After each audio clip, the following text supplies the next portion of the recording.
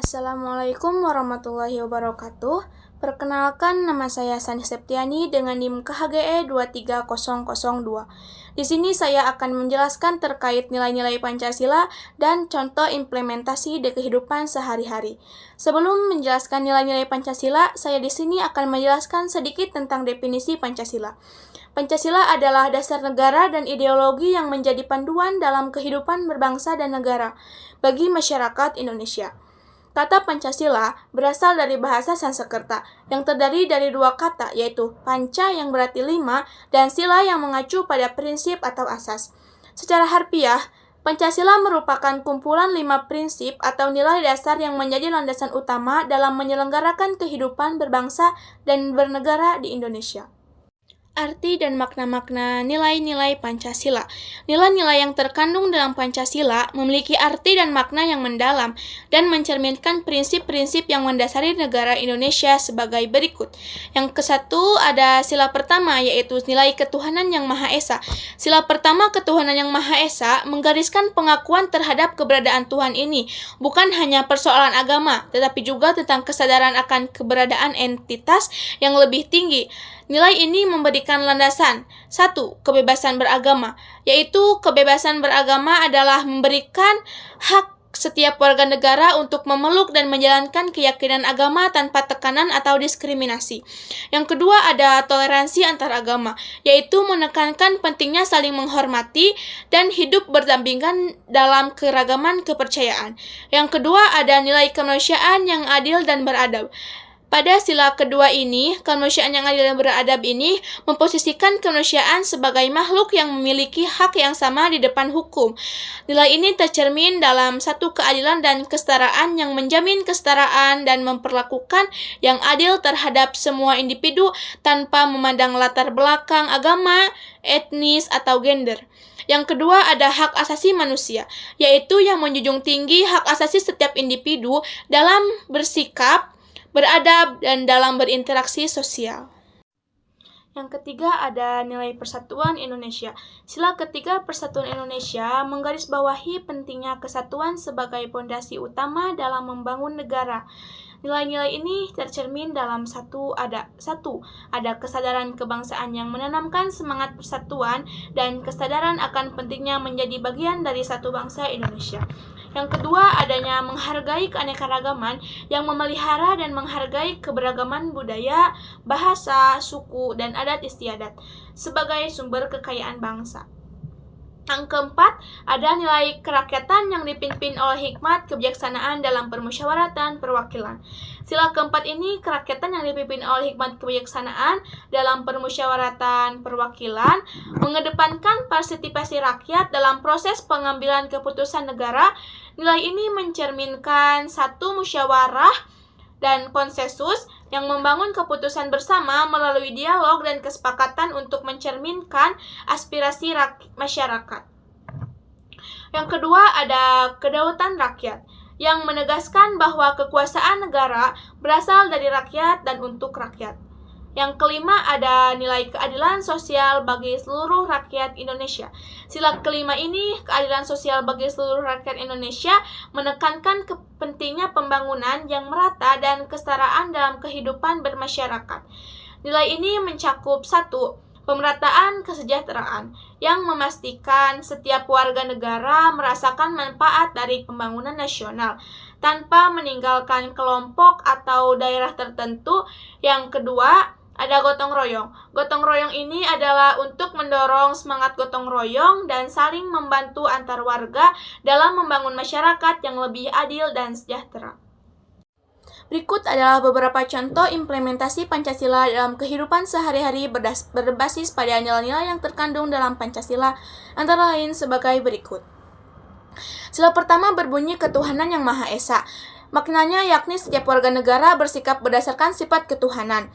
Adapun contoh sikap pengamalan sila 1, baik di rumah maupun di sekolah, yaitu sebagai berikut. Yang pertama, saling menghormati antar manusia. Yang kedua, tidak memaksakan suatu agama pada orang lain. Yang ketiga, bekerja sama dan saling bantu di bidang sosial, ekonomi, dan keamanan lingkungan tanpa pandang latar belakang agama. Yang keempat, mengembangkan toleransi agama sejak dini. Yang kelima, membina kerukunan hidup antar manusia. Yang keenam, meyakini adanya Tuhan yang Maha Esa. Yang ketujuh, percaya dan takwa Tuhan yang Maha Esa. Yang kedelapan, menghormati agama orang lain. Sila kedua, yakni kemanusiaan yang adil dan beradab. Makna yakni mengakui bahwa kedudukan setiap warga negara adalah sama. Adapun contoh penerapan sikap sila kedua antaranya: 1. Tidak membeda-bedakan manusia berdasarkan suku, agama, warna kulit, tingkat ekonomi, maupun tingkat pendidikan. Yang kedua, menjaga hal kewajiban diri sendiri dan orang sekitar. Yang ketiga, cinta tanah air dan bangsa dengan membeli produk dalam negeri. Yang keempat, tidak melakukan diskriminasi dengan orang-orang yang dijumpai baik di sekolah, rumah, dan tempat lainnya.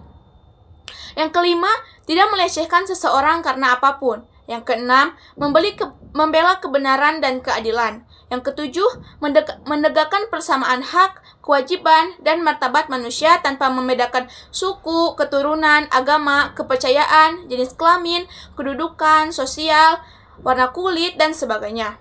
Yang kedelapan, mencintai sesama manusia.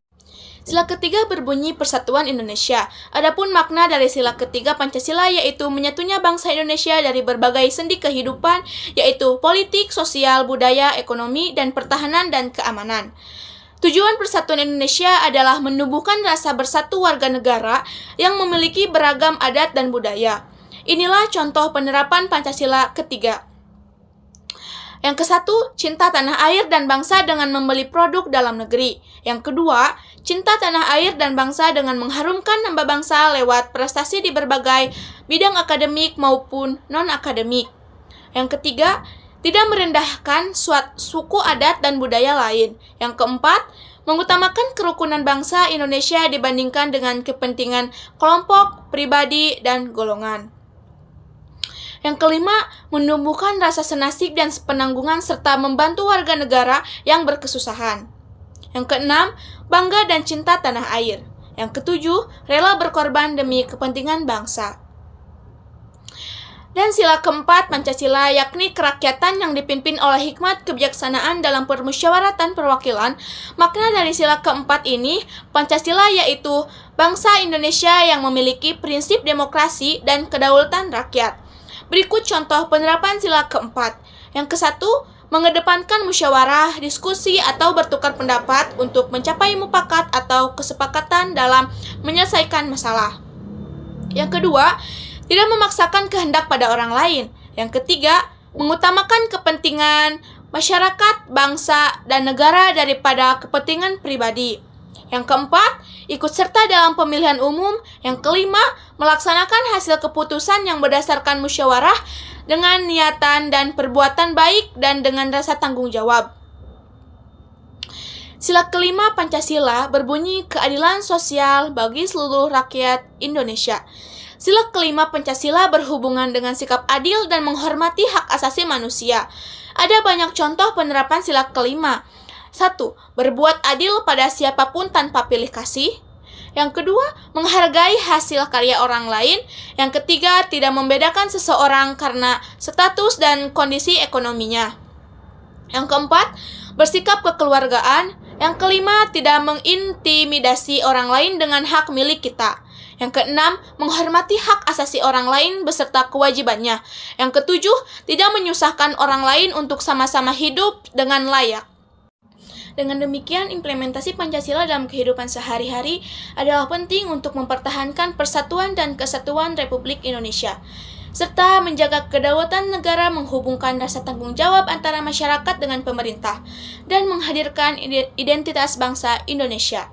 Sekian yang dapat saya sampaikan. Mohon maaf apabila ada kesalahan, dan atas perhatiannya saya ucapkan terima kasih. Akhir kata, wassalamualaikum warahmatullahi wabarakatuh.